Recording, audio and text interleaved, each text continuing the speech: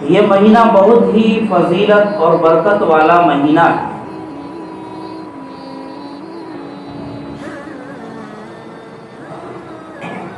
اس مہینے کی فضیلت اور برکت کے تعلق سے نبی کریم صلی اللہ علیہ وسلم کی صرف ارشادات اور احادیث ہی نہیں ہے، بلکہ اس مہینے کی فضیلت کے لیے اللہ کے نبی علیہ الصلوۃ والسلام کا عمل بھی موجود ہے۔ چنانچہ حضرت عائشہ رضی اللہ تعالی عنہا سے روایت ہے کہ اللہ کے نبی علیہ الصلوۃ والسلام شعبان کے مہینے میں جس قدر روزوں کا اہتمام فرماتے تھے، رمضان کے علاوہ کسی بھی مہینے میں اس قدر اہتمام نہیں فرماتے تھے۔ آگے دوسری روایت ہے اللہ کے نبی علیہ الصلوۃ والسلام کے معمول کے لیے کہ اللہ کے نبی علیہ الصلوۃ والسلام شعبان کے اکثر مہینے میں روزہ رکھا کرتے تھے، اور آگے یوں بھی ہے کہ پورے مہینہ ہی روزہ رکھتے تھے۔ گویا کہ شعبان کا مہینہ بھی اللہ کے نبی علیہ الصلوۃ والسلام رمضان المبارک کی طرح گزارتے تھے۔ تو نبی کریم صلی اللہ علیہ وسلم کا یہ عمل ہمیں بتا رہا ہے اور یہ اشارہ دے رہا ہے کہ اس مہینے کی جس کے اندر ہم اور آپ گزر رہے ہیں بہت ہی بڑی فضیلت ہے، لیکن افسوس کہ ہم جو ہے ان سب چیزوں سے واقف نہیں۔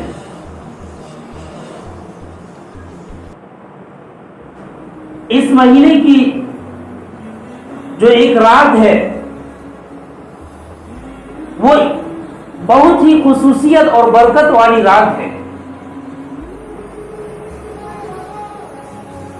جس کو ہم اور آپ شب برات کے نام سے جانتے ہیں، اور عربی میں اس کو لیلۃ من نصف شعبان کہا جاتا ہے۔ شب برات یہ عربی کا لفظ نہیں ہے، یہ فارسی کا لفظ ہے، اور شب برات کا مطلب یہ ہوا کہ شب مانے رات اور برات کے معنی ہے چھٹکارا اور نجات۔ مطلب یہ ہوا کہ یہ رات جو آنے والی ہے یہ جہنم سے چھٹکارے اور آزادی کی رات کہلاتی ہے، اس لیے اس کا نام شب برات ہے۔ یہ بہت ہی فضیلت اور برکت والی رات ہے، لیکن افسوس کہ ہمارے مسلمان اور خصوصاً نوجوان اس رات کو تہوار کے طور پر جانتے ہیں، اور وہ یوں سمجھتے ہیں کہ یہ رات تہوار اور خوشی کی رات ہے۔ اسی وجہ سے بہت سی جگہوں اور علاقوں میں بہت سے لوگ نئے نئے کپڑوں اور غسل کا اس رات میں اہتمام کرتے ہیں، خاص قسم کی نمازیں پڑھتے ہیں اور پھر راتوں کو جاگتے ہیں، اور اسی سوچ کا نتیجہ یہ ہوا کہ اکثر مسلمانوں کا یہ رجحان ہو چکا ہے، خصوصاً ہمارے نوجوان حضرات، کہ یہ چونکہ تہوار کی رات ہے، پرب کی رات ہے، اس لیے اس کو رات جاگ کر گزارنی ہے۔ کس طریقے سے جاگ کر گزارنی ہے، کیوں جاگنا ہے، ان سب باتوں پر توجہ نہیں دی جاتی۔ اسی لیے ہمارے نوجوان حضرات اس رات کو کافی رات تک جاگ بھی جاتے ہیں، لیکن الگ الگ طریقوں سے جن کا شریعت سے کوئی تعلق ہی نہیں ہوتا ہے۔ کوئی گیم کھیل کر رات گزار رہا ہے، کوئی آپس میں گپ شپ مار کر، کوئی ادھر ادھر ٹہل کر تفریح کر کے رات گزار رہا ہے، حالانکہ ان سب چیزوں کا اسلام میں کوئی تصور نہیں، خصوصاً اس رات کے اندر۔ تو ہمیں یہ رات تو گزارنی ہے جاگ کر، لیکن اس طریقے پر گزارنی ہے، اس نہج پر گزارنی ہے جس نہج کی طرف اللہ کے نبی علیہ الصلوۃ والسلام نے ہم مسلمانوں کی رہنمائی فرمائی ہے۔ ورنہ یاد رکھیں اس رات کے اندر بھی بہت ہی بڑی فضیلت والی رات ہے، اس کے اندر بھی اللہ کی رحمتیں جبکہ برس رہی ہوتی ہے اور اللہ کی رحمتیں لٹ رہی ہوتی ہیں، ایسے وقت میں بھی اگر ہم نے اپنے نہج اور رویے کو نہیں بدلا تو اس رات سے بھی ہم محروم ہو جائیں۔ چنانچہ یہ بڑی فضیلت والی رات ہے،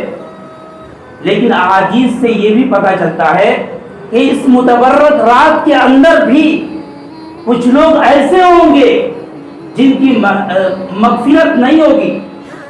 جو اللہ کی رحمت کے حقدار نہیں ہوں گے۔ کتنی افسوس کی بات ہے کہ اتنی بڑی فضیلت والی رات ہے جبکہ اللہ کی رحمت کی جو ہے گھٹائیں برستی ہیں، ایسی رات میں بھی اگر ہماری مغفرت نہ ہو کسی گناہ کی وجہ سے تو اس سے بڑی بدقسمتی کی بات کیا ہوگی۔ اس لیے میں نے مناسب سمجھا کہ شب برات کی فضیلت سے متعلق کچھ باتیں عرض کر دی جائے اور خصوصاً ان گناہوں کی طرف، ان جرائم کی طرف اشارہ کر دیا جائے، ان نافرمانیوں کی طرف، تاکہ آنے والی جو شب ہے، جو رات ہے، اس رات کی رحمت اور برکت سے محروم نہ ہو جائے، اپنے خطاؤں اور کرتوتوں کی وجہ سے ان کی طرف اشارہ کر دیا جائے، تاکہ آنے والی رات سے پہلے ہی اللہ کے حضور میں جو توبہ کر لیا جائے، معافی ترافی کر لیا جائے اور اس رات کی رحمت اور برکت کے مستحق ہو جائے۔ چنانچہ روایت میں آتا ہے کہ اللہ تبارک و تعالیٰ کی طرف سے ہر رات کے آخری حصہ میں، پورے سال کے اندر رات کے آخری حصہ میں اللہ کی طرف سے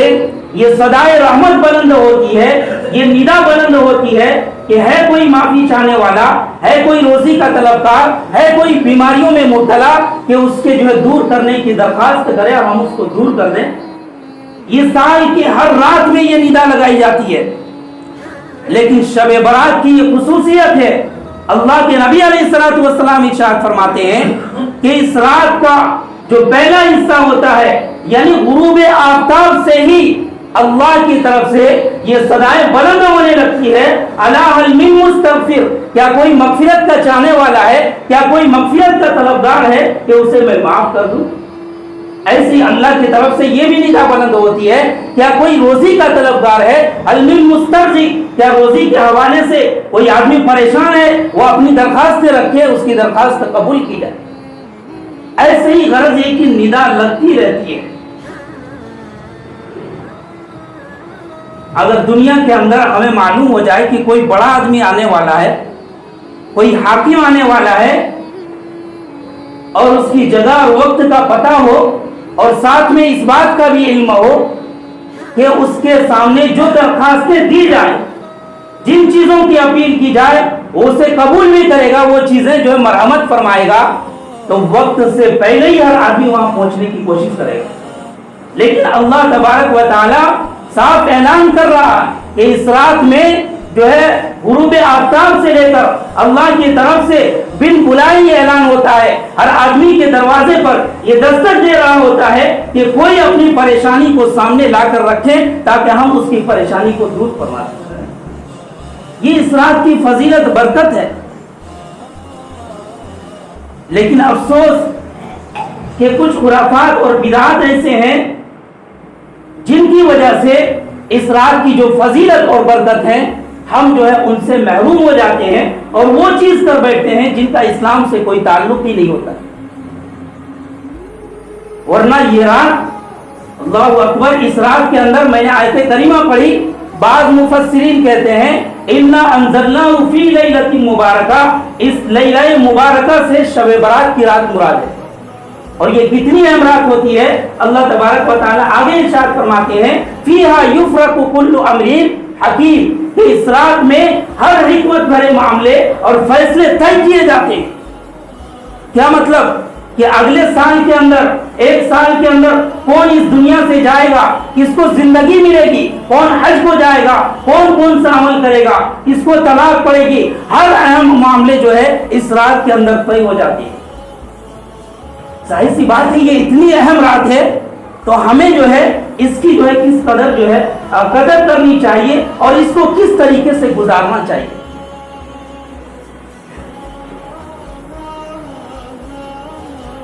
اتنی اہم رات ہے، لیکن ہمیں کرنا کیا ہے اس رات کے اندر؟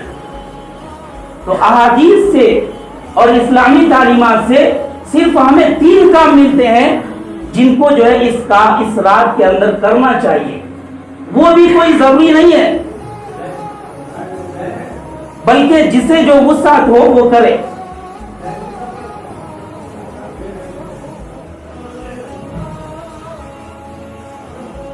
اور وہ 3 کام کیا ہے؟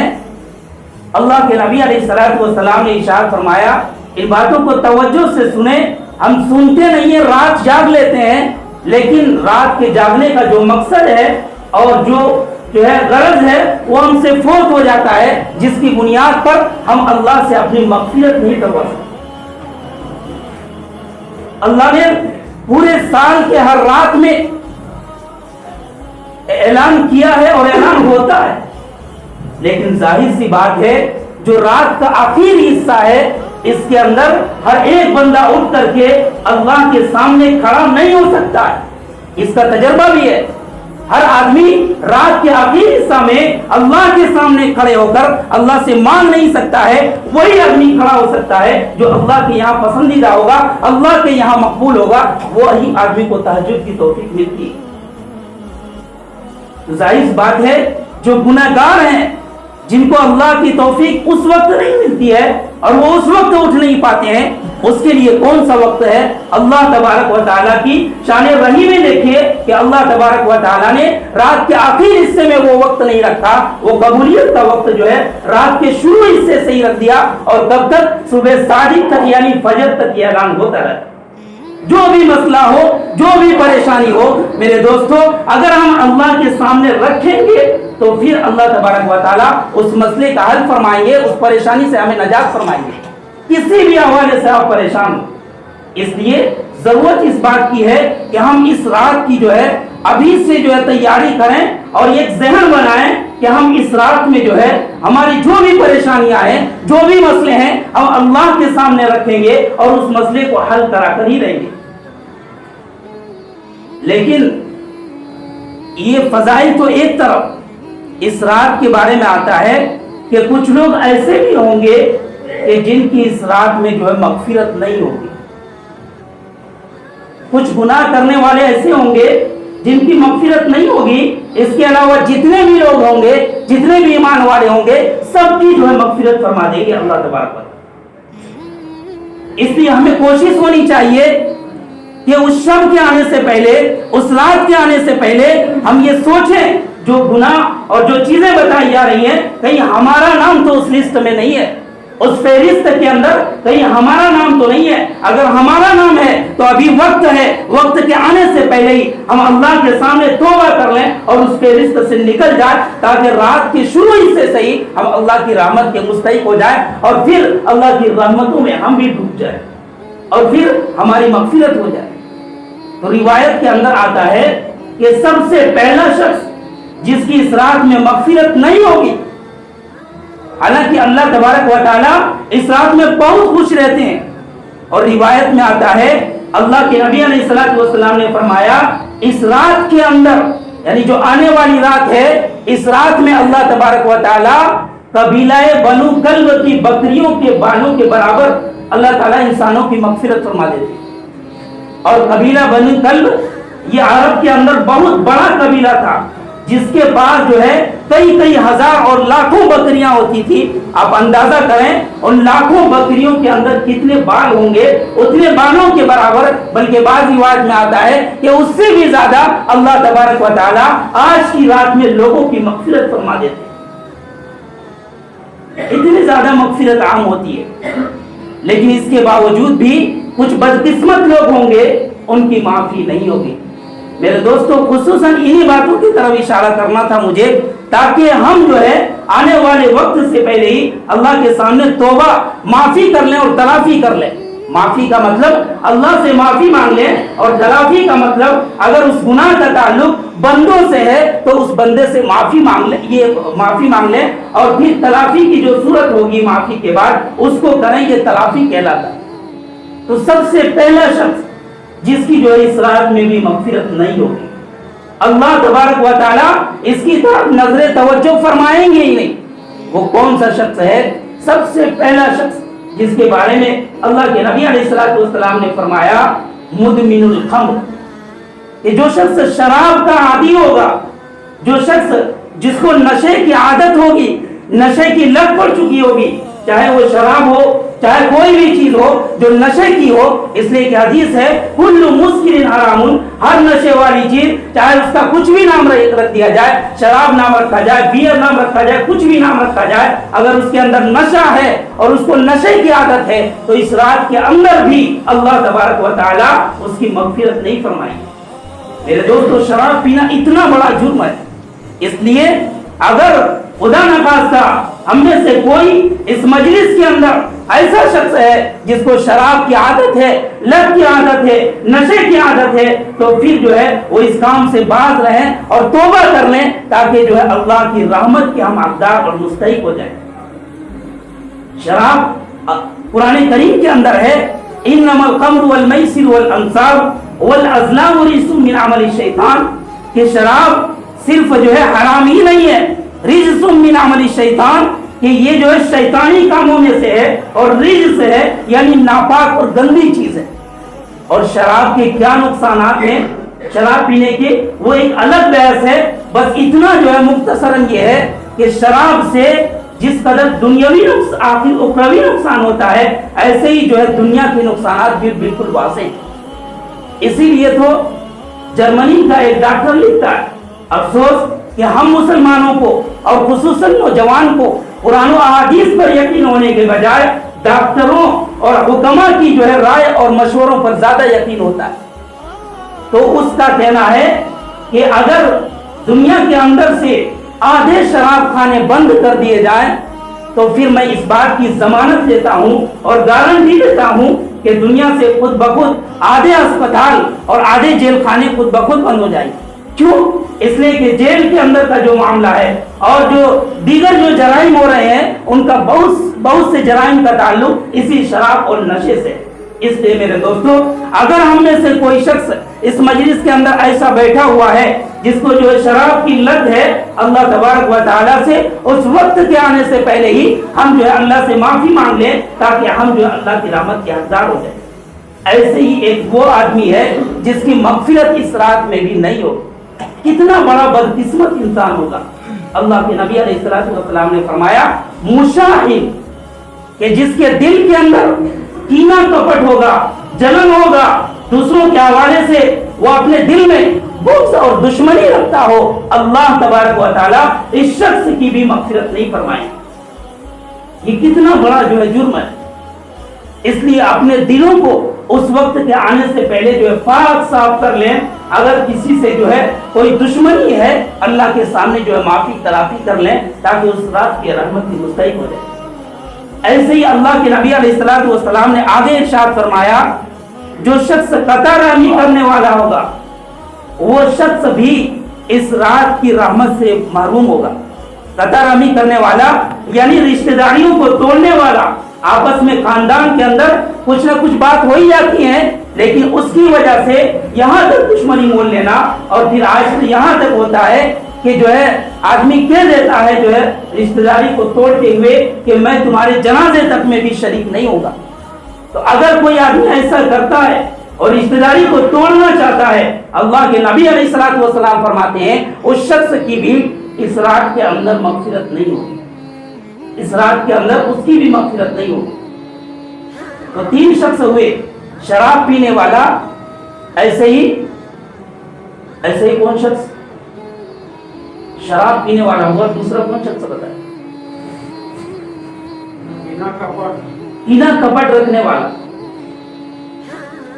اور ایسے ہی اللہ کے نبی علیہ الصلوۃ والسلام آگے ارشاد فرماتے ہیں جو شخص چغلی کرنے والا ہوگا، غیبت کرنے والا ہوگا، اس متبرک رات میں بھی اس کی مغفرت نہیں ہوگی۔ غیبت یعنی دوسروں کے عیب کو کھول کھول کر بیان کرنا، آج یہ چیز عام ہو چکا ہے۔ جب تک ہم دوسروں کی برائیوں اور عیب کو 10 لوگوں 15 لوگوں کے سامنے بیان نہیں کرتے ہیں، اس وقت تک ہمیں چین ہی نہیں آتا، اور انہی سب خرافات میں پڑے رہتے ہیں، اور پھر ہم اللہ سے مغفرت بھی نہیں کروا پاتے۔ اللہ کے نبی علیہ الصلوۃ والسلام کا صاف ارشاد ہے کہ میری امت کا ہر شخص کی مغفرت ہو سکتی ہے، ہر شخص کو اللہ معاف کر سکتے ہیں، لیکن الا المجاہرین، کہ جو شخص جو ہے دوسروں کے عیب کو کھلا بیان کرنے والا، بلکہ اس روایت میں ہے جو اپنے عیب کو کھلا بیان کرتا ہے، اللہ تبارک و تعالیٰ اس کی مغفرت نہیں فرماتا۔ کیا مطلب یہ ہے کہ ایک آدمی نے تنہائی میں کسی نے دیکھا نہیں اللہ کے علاوہ، اس نے کوئی گناہ کیا اور پھر وہی گناہ مجمع کے اندر بیان کرتا ہے، میں نے ایسا کیا، فلاں کو ایسا دھوکہ دیا، فلاں کے ساتھ یہ فراڈ کیا، تو اللہ تبارک و تعالیٰ فرماتے ہیں اللہ کے نبی کہ اللہ تبارک و تعالیٰ ایسے آدمی کی بھی مغفرت نہیں فرمائے۔ آپ غور کریں، جس آدمی کی مغفرت اپنے عیب کو ظاہر کرنے پر نہیں ہو رہی ہے، تو اس آدمی کی مغفرت جو دوسروں کے عیب کے پیچھے پڑتا ہے، دوسروں کے اندر کیا خامیاں ہیں، کیا خرابیاں ہیں، اللہ تبارک و تعالیٰ فرماتے ہیں جب اس کی مغفرت نہیں ہوتی ہے، جو اپنا عیب لوگوں کے سامنے بیان کرے، تو دوسروں کے عیب بیان کرنے والا اللہ کے سامنے کبھی مغفرت کا حقدار نہیں ہوگا۔ اس لیے میرے دوستو، حدیث کے اندر اسلام ستر پوشی کا حکم دیتا ہے، ہر معاملے میں اسلام دوسروں کی عیب کو چھپانے کا حکم دیتا ہے۔ اسی لیے اللہ کے نبی علیہ الصلوۃ والسلام نے فرمایا من ستر مسلمن سترہ اللہ یوم القیامہ، اس دنیا کے اندر اگر کوئی شخص کسی مسلمان بھائی کے اندر کوئی عیب دیکھے، کوئی خرابی دیکھے اور اس کو چھپا لے اور اس کی جو تنہائی میں اصلاح کر دے، اللہ کے نبی علیہ الصلوۃ والسلام فرماتے ہیں سترہ اللہ یوم القیامہ، کہ جس دن ساری عیب کھل جائیں گی، وَإِذَا الصُّحُفُ نُشِرَتْ، ساری جو ہے خرابیاں اور ساری برائیاں لوگوں کے سامنے ہوں گی، اس دن اللہ تبارک و تعالی ہماری عیب کو چھپائیں گے۔ اس لیے میرے دوستو، کوشش یہ ہونی چاہیے کہ ہم جو ہے غیبت سے بھی بچیں، اور ایسے ہی جو ہے 5 ایک شخص وہ بھی ہے جو ہے شرک کرنے والا، اللہ کی ذات اور صفات میں اگر کسی کو شریک کرتا ہے تو اس شخص کی بھی اس رات میں مغفرت نہیں ہوگی۔ زندگی کا مالک، ہر چیز کا مالک اللہ ہے، اگر کوئی شخص ان صفات میں اللہ کے علاوہ کہ اولاد دینے والا، بگڑی بنانے والا، کام بنانے والا، شفا دینے والا، اللہ کے علاوہ اگر کسی اور شخص پر یقین ہے، چاہے وہ پیر ہو، کوئی بھی ہو، اللہ تبارک و تعالیٰ فرماتے ہیں اللہ کے نبی کہ اس رات میں اس طرح کا عقیدہ رکھنے والے کی مغفرت نہیں ہوگی۔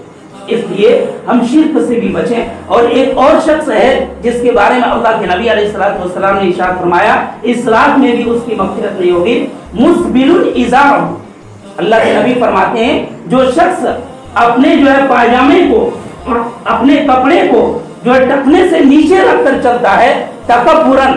حدیث میں تکبرن کا لفظ ہے، اللہ کے نبی علیہ الصلوۃ والسلام فرماتے ہیں اس شخص کی بھی مغفرت نہیں ہوگی۔ تو میرے دوستو، یہ چند لوگ ہیں، اس کے علاوہ بھی ہیں۔ ہم جو ہے کوشش یہ کریں کہ آنے والی رات سے پہلے ہی، آنے والی شب سے، جس کے شروع حصہ سے ہی اللہ کی رحمت برسنے لگتی ہے، ہمارا نام جو ہے اس فہرست اور لسٹ کے اندر نہ ہو، اس سے پہلے ہی۔ اور ایسے ایک شخص آتا ہے عاق لوالدیہ،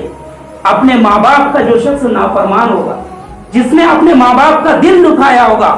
اور جو ہے ستایا ہوگا، اللہ تبارک و تعالیٰ اس کی بھی اس رات کے اندر مغفرت نہیں فرمائیں گے۔ اس لیے اس وقت کے آنے سے پہلے ہم اپنے ماں باپ سے، جن سے جو ہے ہم نے جو ہے غلط رویہ اختیار کیا ہے، ان سے قطع رامی کا معاملہ کیا ہے، ان سے جو ہے اس رات کے آنے سے پہلے ہی ہم جو ہے معافی مانگ لیں، منت سماجت کر لیں، کیا بھی کرتا ہے، تاکہ ہماری جو ہے اللہ تبارک و تعالیٰ اس رات کے اندر مغفرت فرما دے۔ اللہ تبارک و تعالیٰ